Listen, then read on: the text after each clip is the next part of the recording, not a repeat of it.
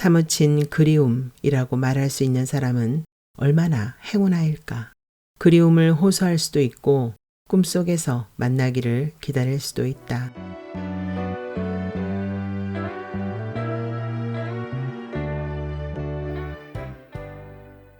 기억의 저편. 윤명해. 아내는 집에 없고 어머니가 전화를 받았다. 저녁 먹고 들어갑니다. 회사 일이냐? 아니요. 이민 간 지 오래된 친구가 와서요. 일찍 올 줄 알았는데.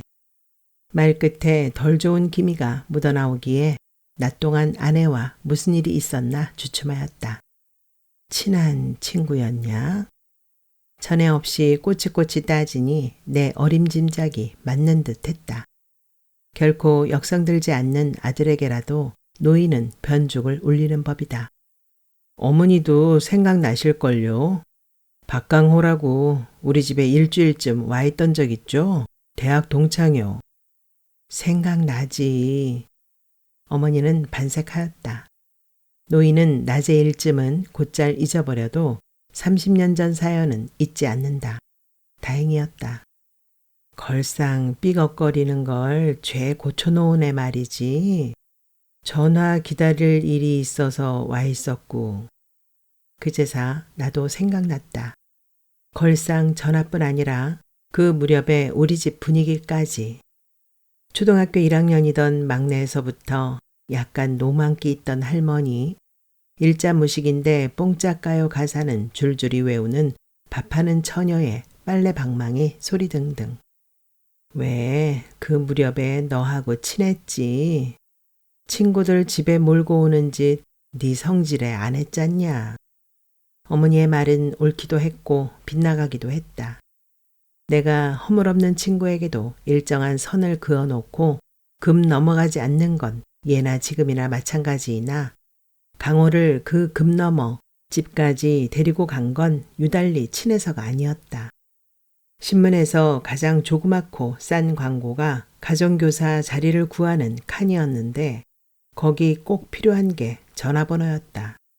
전화와 냉장고가 사치품 가치로 막상막하이던 그 시절 나는 전화 있는 집 아들이고 그런 광고 낼 필요가 없는데 지방 출신 유학생인 강호는 학비에 생활비까지 스스로 해결해야 했고 서울에 전화 가진 친척 하나 없었다. 신문 광고에 우리 집 전화번호를 빌려줄 수 있느냐고 강호가 청하기에 처음에는 간단히 끄덕였다.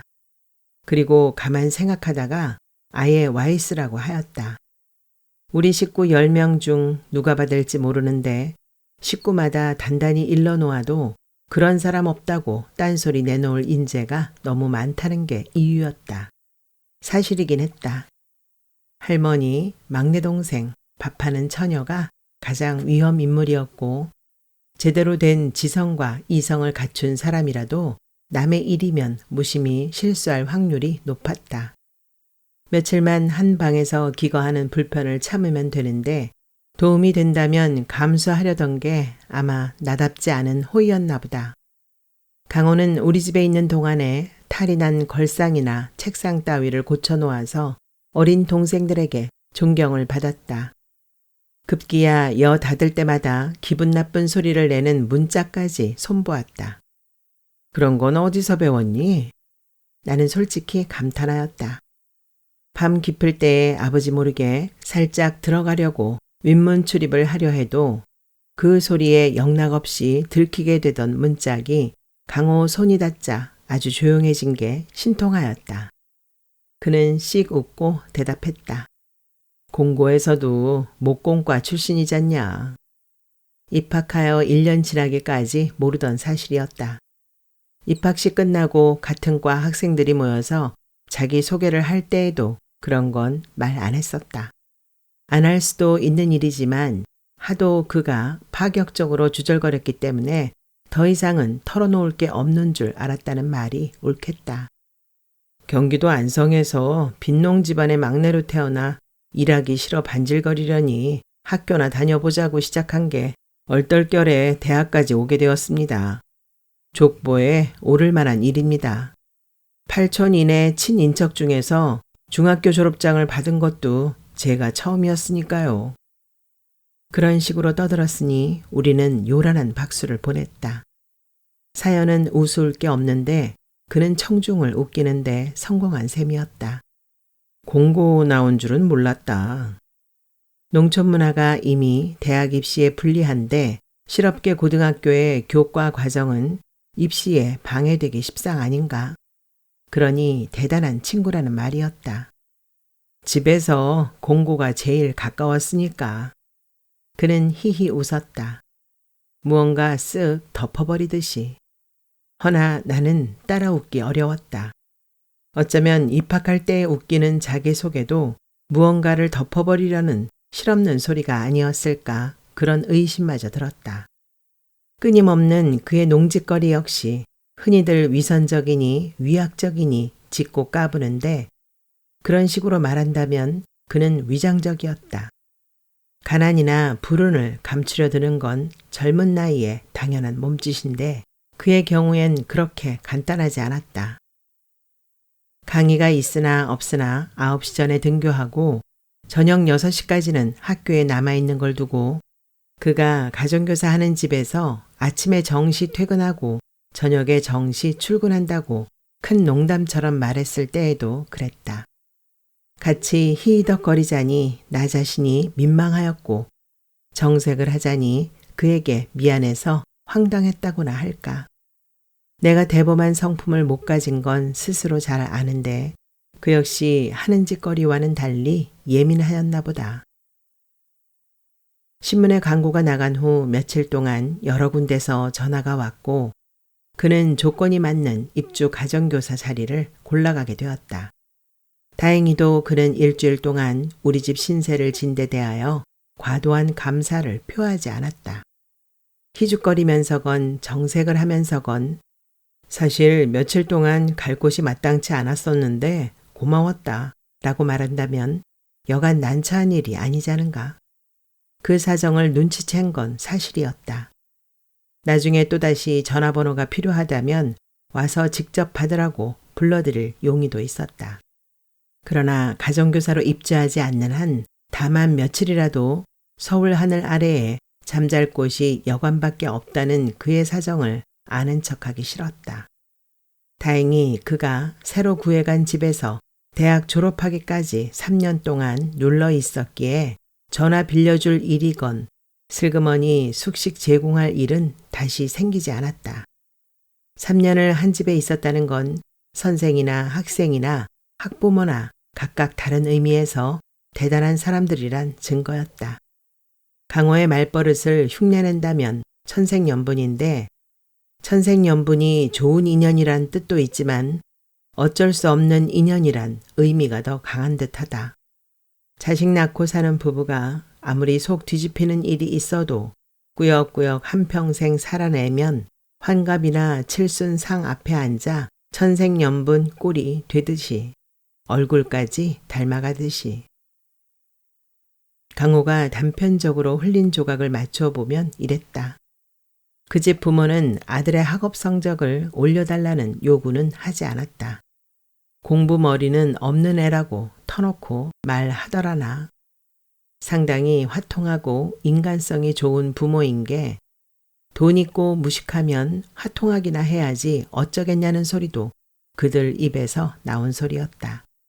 그리고 골칫덩어리 아들을 기르려면 인간성이 트여야 한다는 소리까지. 그들의 희망은 단 하나였다. 별탈 없이 고등학교만 졸업시켜줄 것. 대학이야 뒷구멍으로 넣든지 미국으로 보내든지 부모가 알아서 하겠다. 고등학교 졸업장만 쥐어줄 것. 돈으로도 틀어막을 수 없는 비행을 저질러 퇴학 사태가 오지만 말게끔. 강호가 어떻게 그 제자를 지도했는가는 불가사의였다. 학과 공부 지도보다 귀가 시간 지도라거나 술, 담배 줄이기 지도, 학교 출석 지도가 우선순위를 차지했겠지. 그러다 보면 학생 녀석에게 미움을 받을 위험이 너무 컸을 테고 그 줄타기를 어떻게 3년 동안 해냈는지 그는 한 번도 얘기하지 않았다. 다만 그 집에 입주하고 난 후 그는 가끔 결석을 하였는데 강호 제자가 또 가출했나 보다 하고 짐작하였다. 강호의 표현에 의하면 내 밥줄이 도망갔어 였다. 그러나 그 애를 잡으러 다니느라고 학교에 못 오는 건 출장이었다. 세월이 30년이나 지난 후에야 그래 그 당시에 우리 나이에 해당되는 횟수보다 더 길고 더 깊은 나날의 무거움을 겪은 후에야 그 당시의 강호를 이해하는 눈이 생겼다. 그 지경 속에서도 강호에게 궁상기는 없었던 게 늘 실없이 히히덕거린 덕분이었다는 것도 이제사 안다. 비극을 덮을 수 있는 게 희극이라면 거창한 소리가 되겠다. 각박한 처지의 사람이 속없이 잘 웃는다는 건 그것밖에 자기 방어의 수단이 없는 탓이다. 전화벨이 요란하였다. 꽤 오래 옛날 사연에 머물러 있던 터라 더 크게 들린 듯 했다. 수화기를 들고 여보세요 하면서도 나는 비실비실 웃음기를 남겨두고 있었을 게다. 오늘 늦는다고요? 아내였다. 미처 내가 무엇라 하기도 전에 재차 따졌다.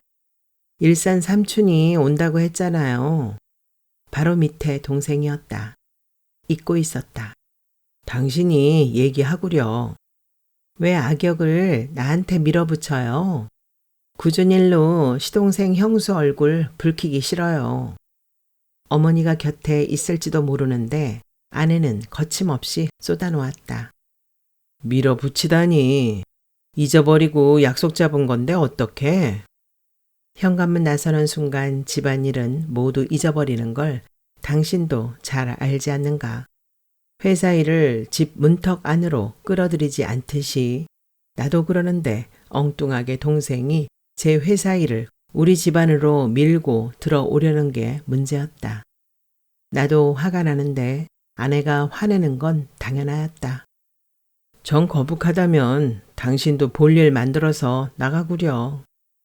내 딴엔 농담 삼아 누구려 뜨리려는 수작이었다. 내가 왜 내 집에서 쫓겨나요? 내용은 험악했지만 아내 역시 농담조로 받았다. 어머니가 분명히 곁에 있다는 증거였다. 당신 혹시 일부러 잊어버린 거 아니에요?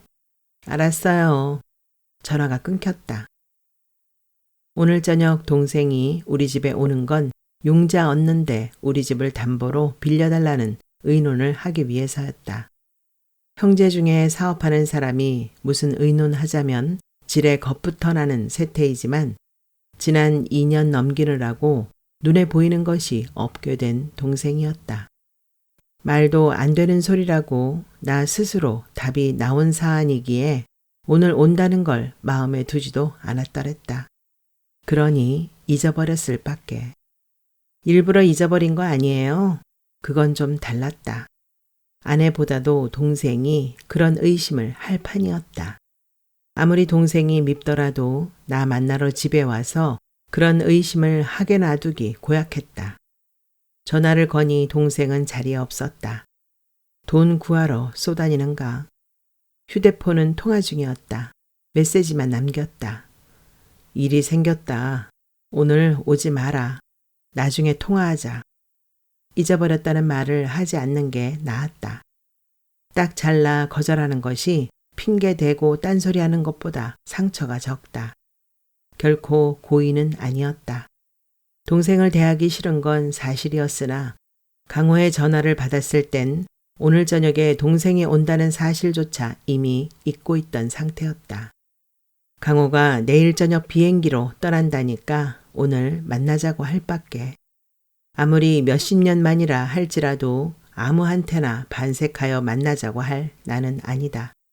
나는 가끔 강호를 보고 싶었고 나이 먹으면서 특히 더 그랬다. 내 아이들이 대학에 입학한 후부터라고 하는 게 정확한 말이겠다.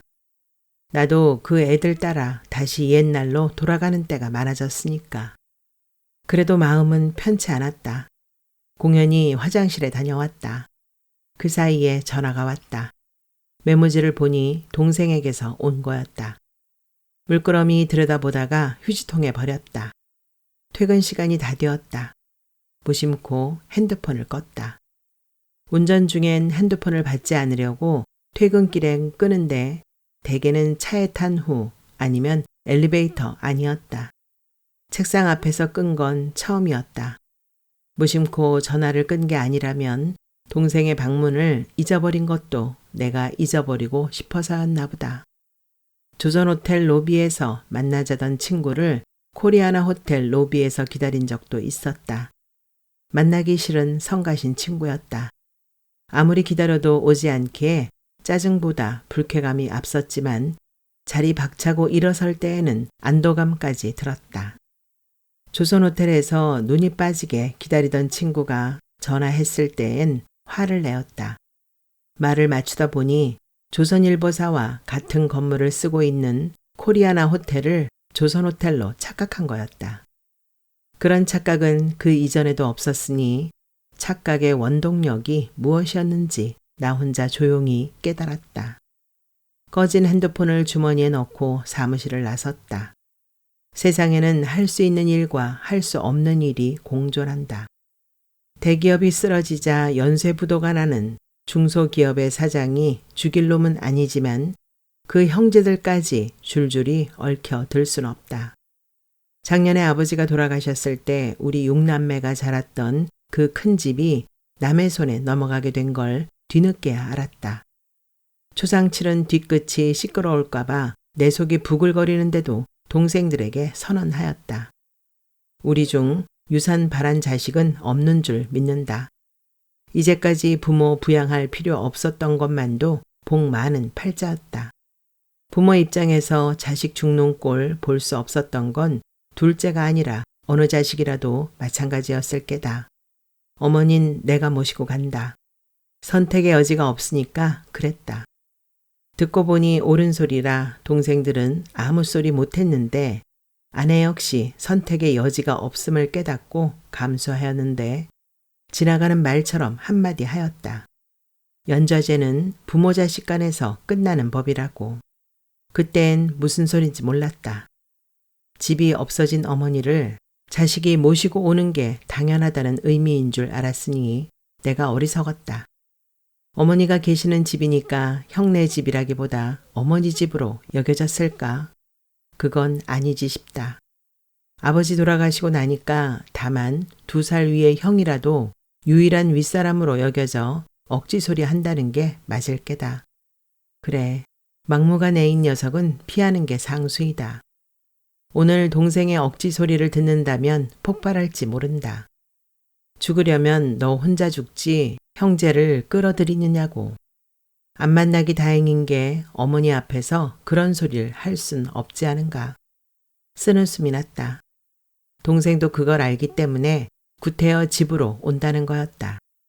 대개 형한테 어려운 부탁을 해야 하는 동생이라면 형수 모르게 바깥에서 만나려 들지 않겠는가. 내 동생도 그랬었다. 어머니가 우리 집으로 오시기 전까진. 그걸 깨닫자 쓴 웃음은 안도의 미소로 바뀌었다. 눈에 보이는 것이 없는 듯하지만 아직 전후좌우 상황 판단할 능력이 있다는 증거 아닌가. 어차피 술 한잔 해야 할 만남이기에 차는 회사 주차장에 내버려 두었다. 퇴근 인파에 섞여서 걸었다. 약속 장소는 무어건 집어타기 너무 가까운 곳이었으나 초겨울에 양복바람으로 걷기는 조금 으스스한 거리였다. 약속 시간까지는 아직 넉넉했으나 걸음이 빨라졌다. 애매하게 깔리기 시작한 어두움 때문에, 초겨울의 스산함 때문에, 퇴근객들의 부산한 살벌함 때문에, 그리고 또 무엇 때문이었을까? 학교의 구내식당 한 구석에 강호가 혼자 앉아 있었다. 나는 일부러 쾌활하게, 즉 대수롭지 않게 물었다. 너 혼자 떨어졌다면서? 평편족이냐? 우리 과에서 ROTC 신청을 한 4명 중에 떨어진 건 강호 혼자였다. 그 소리를 듣자 제일 먼저 폐가 나쁜 거나 아닐까 하는 걱정이 들 만큼 그 시절의 폐결핵이 흔한 병이었다. 어렵게 학교 다니는데 몸 건강한 게 가장 큰 무기 아닌가. 신원조회에 걸렸어. 나는 평소에 강호처럼 키들거리며 물었는데 그의 대답이 내용이건 말투건 하진지하여 말문이 막혔다. 잠자코 그의 앞자리에 주저앉았다. 우리 아버지가 6.25 때 행방불명으로 처리되었거든. 난리통에 어디서 어떻게 돌아가셨는지 모르니까. 입학한 후 2년 동안 보아온 강호가 아니라 생전 처음 보는 사람처럼 낯설었다. 그의 낯설음도 황당하였지만 행방불명된 사람의 아들이 신원조회에 걸린다는 사실도 납득이 안 되었다. 내 주변에서 그런 일 없으니 무식소치겠지만 그러니까 더더욱 편견 없는 상식으로 판단하여 월북자의 아들이라면 장교로 뽑지 않으리라는 정도가 납득할 수 있는 한계였다. 그럴 수도 있으리라고. 아버진 나 출생신고 하기도 전에 죽었어. 시골선 대개 국민학교 들어갈 때에나 출생신고 하거든. 꼭 그것 때문이라기보다도 시신 확인 못하면 구태여 사망신고 하게도 안 되잖냐. 그냥 내버려 두다 보니 분류가 이상하게 된 건가 봐. 무지하고 무식한 게 죄다. 그까짓 ROTC야 떨어져도 그만이었다. 앞으로 취업이건 뭐건 끈질기게 따라다닌다. 그러면 문제가 달랐다. 그는 시계를 보더니 일어섰다. 그의 직장인 가정교사하는 집으로 출근해야 할 시각이 가까워지고 있었다. 기분 더럽다고 혹은 기분 좋다고 한 장 걸치는 건 내가 할 수 있는 짓이지 그가 할 수 있는 짓은 아니었다. 우리 아버지가 알게 되면 밤새도록 교훈을 내릴 만한 상황이라 따라 일어서며 중얼거렸다. 환장할 청춘이로구나, 너도. 그는 히스하니 웃었다. 가방을 가지러 도서관까지 가야 했다. 도서관으로 가는 길은 언덕이고 꽤 멀었다. 눈은 얇게 쌓이기 시작하였다. 환장할 청춘은 따로 있어. 21살의 청년 둘이 눈을 맞으며 걷는데 나이 먹은 사람들이 보기엔 그림이 좋다고 하려나.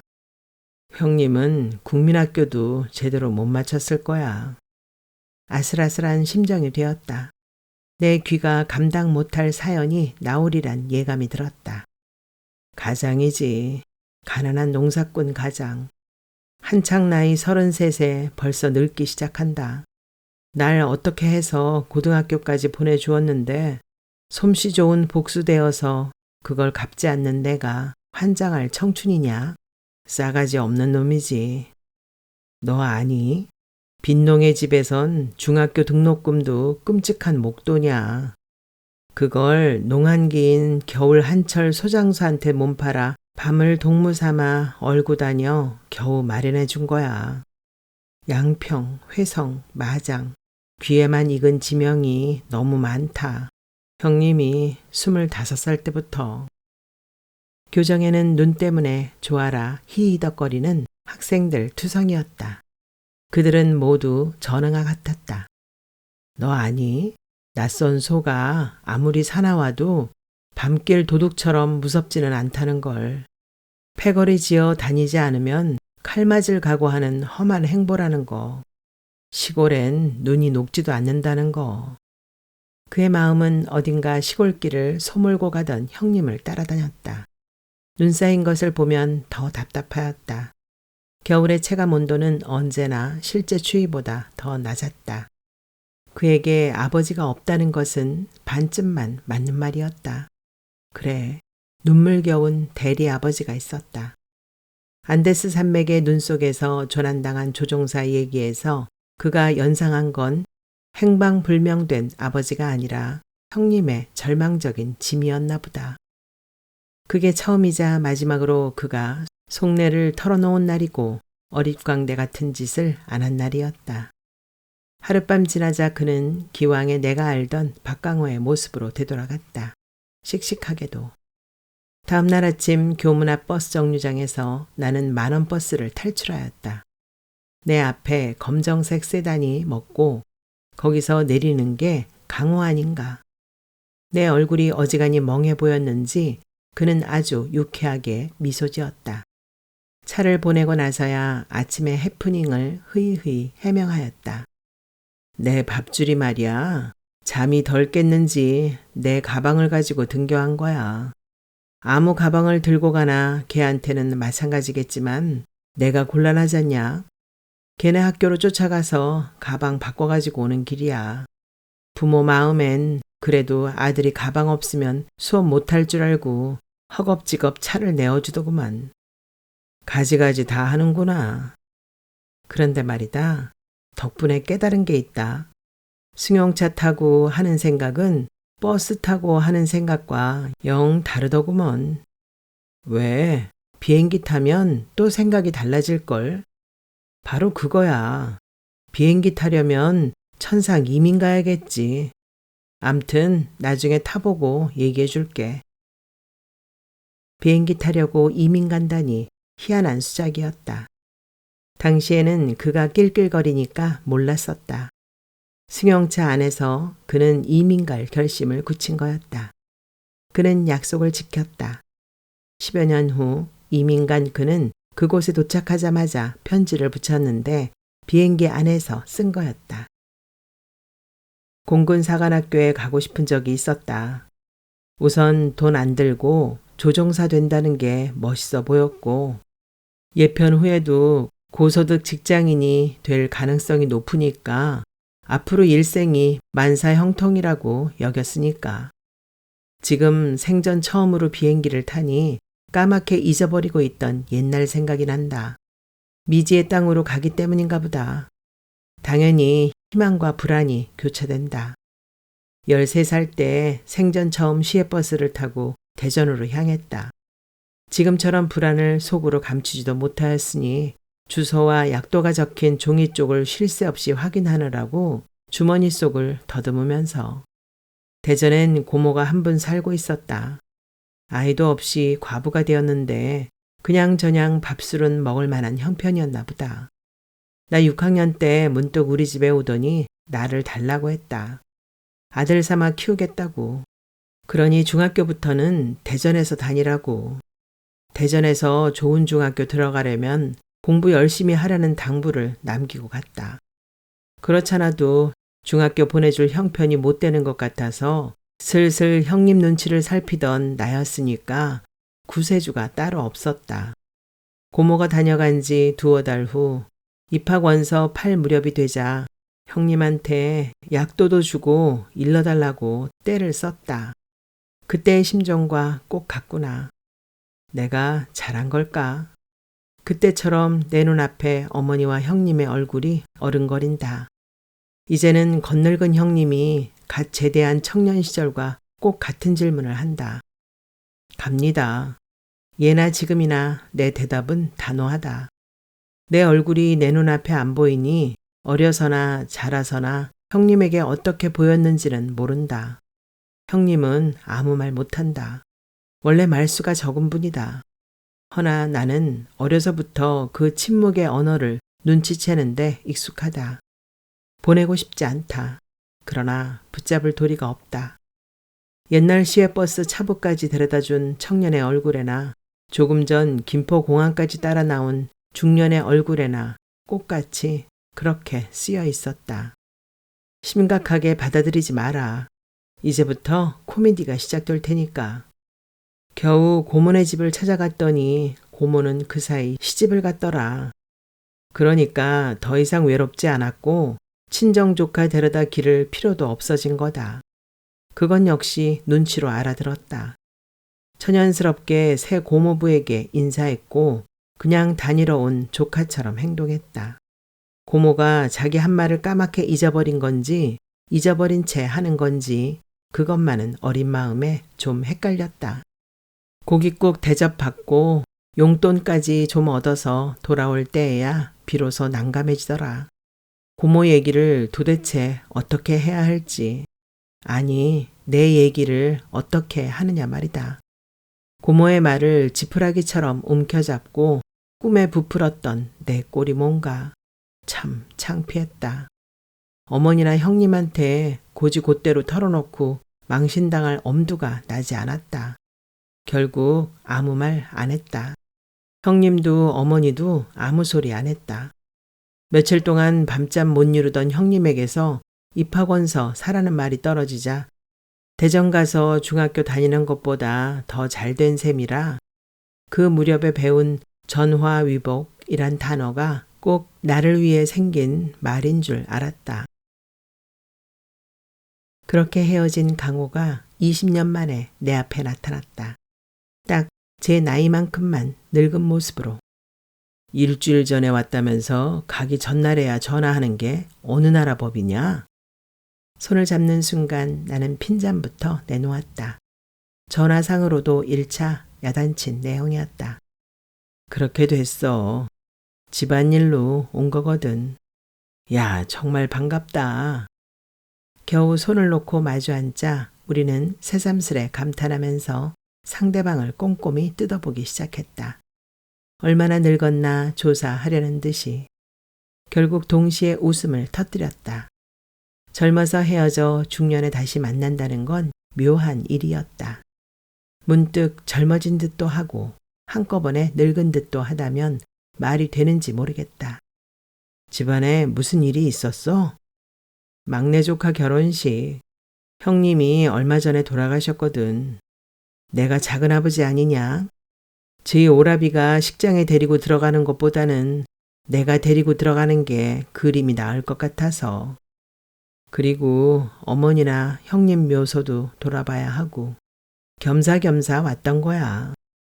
오랜만에 만나면 흔히들 호구조사하듯이 윗사람들 안부 묻는 절차가 늘어지는데 그는 단숨에 건너뛰었다. 형님이 너무 일찍 돌아가신 게 아닌가 하고 나의 계산이 복잡해졌다. 그래, 그땐 초상만 치르고 황급히 돌아갔으니까 누굴 만날 겨를도 없었어. 그럴 기분도 아니었고 실감이 나지 않았던 거지. 이번에야 실감이 나더구만. 묘소 앞에 서니까. 그는 허허 웃었다. 그리고 물었다. 죽음까지도 포함해서 인생이란 게 실감난다는 거 비약일까? 비약은 무슨. 어차피 삶이라는 게 죽음을 포함하고 있는 거 아니냐. 내 대답이 너무 상투적이었나 보다. 흔히들 그렇게 말하니까 내 머릿속에도 입력되어 있었던 거고 아버지 장례를 치를 때에 실감도 했었다. 죽음은 삶의 일부라고. 돌이켜 생각하기도 싫었던 옛날 일들이 말이야. 형님 무덤 앞에서 사무치게 그리워지더구만. 사무치는 그리움이라. 경험은 없지만 이해했다. 그 고생하던 시절, 그 암담하던 때, 아무튼 그땐 형님이 살아있었다. 분명히 그런 종류일 듯 하였다. 그러고 보니 녀석이 불쑥 나에게 전화한 것도 같은 맥락이었다. 그 사무치게 그리운 시절에 스쳐갔던 돌멩이야 무수히 있었겠지만 그래도 자그마한 이정표쯤은 되었나 보다. 술 몇 잔은 아주 성능 좋은 타임머신이었다. 설사 현재의 일이 화제에 오르더라도 대화를 나누는 우리는 과거의 우리였다. 아니지, 과거의 우리란 결국 그들인가. 내가 밥줄이라고 부르던 제자 생각나니? 맨날 가출하던 애. 지 가방 선생 가방도 구별 못하던 놈 아냐? 그까지 가방쯤 구별 못하면 어떠냐. 지 돈 내 돈만 구별하고 지 마누라 내 마누라 혼동 안 하면 되지. 마누라만? 지 자식 내 자식도 구별할 줄 알아야 하잖아. 아냐. 요새 미국에선 지 자식 내 자식 구분하면 안 돼. 하도 복합 가정이 많아서 말이야. 바로 그 밥줄 녀석이 말이다. 재혼했는데 지 자식, 마누라 자식 다 데리고 살거든. 우연히 만나 친구처럼 지내. 아주 화통한 녀석이라고. 생각나니? 옛날에 내가 늘 너덜거리고 주절주절 떠들던 거. 옛날만? 지금도 그렇다. 글쎄, 옛날에 내가 주절거리니까 형님이 나를 한참 보다가 네가 속이 허하구나 하시더라. 맞는 말이다. 나는 그 비슷한 생각은 한 적 있다. 이 건수도 건배, 저 건수도 건배. 아주 유쾌한 밤이었다. 대학 시절에 그와 술자리를 함께 한 적이 없다는 건 자리를 거의 파할 무렵에 생각났다. 언젠가 너한테 한 잔 사고 싶은 적이 있었다. 그런데 넌 밥줄 학생 지도하러 일찍 가야 했지. 말도 못 꺼내고 돌아서는데 되게 섭섭하더라. 강호의 사정이야 늘 그랬었다. 지금쯤 되니 그것조차 추억이었다. 강호는 한술 더 떴다. 말하지 그랬냐. 그럼 그 녀석까지 불러내서 함께 마실걸. 밥줄 떨어지게? 내가 음주 지도는 안 했는 줄 아냐? 사나이 대 사나이로 흉금을 털어놓고 뭐 그런 수작이 짰냐. 그 작자를 미국에서 다시 만났다는 건 강호에게 다행이었다. 이역만리에서 시공을 초월하여 젊은 날로 돌아갈 수 있는 대상이라면 나보다 그 작자가 더 적임자였다. 우리는 앞으로 가끔 보고 살자며 오래오래 손을 잡고 흔들었으나 그에겐 더 이상 한국에 올 여유가 없었다. 보게 되면 반가울 테지만 구태여 안 만나도 되리만큼 우리 일생에서 잠깐 겹쳤던 인연은 마감된 셈이었다. 뭐랄까, 옛날에 절실하게 한 잔 사주고 싶었던 것을 뒤늦게 사준 것 이상도 이하도 아니었다. 동생은 그날 밤에 죽었다. 교통사고였다. 우리 집에서 나를 기다리다가 나간 건 11시였고 교통사고는 새벽 2시에 일어났다. 엉뚱하게도 영동 고속도로에서 그쪽에 그 시간에 무슨 볼 일이 있는지도 모르나 성질 사귀느라고 무작정 차를 몰았을 가능성이 더 높았다. 대관령 안개지역에서도 과속이었으니까.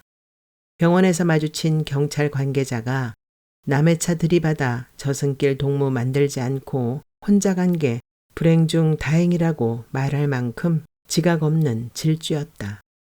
어머니도 동생들도 나를 원망하지는 않았다. 내 일찍 귀가하기만 했다면 그가 차 몰고 밤길 달리지 않았으리라고 믿고 싶겠지만 내가 그렇게 믿고 싶듯이 나를 만났다 해도 그 뒤끝이 좋았을 리 없다는 건 누구나 다 알았다.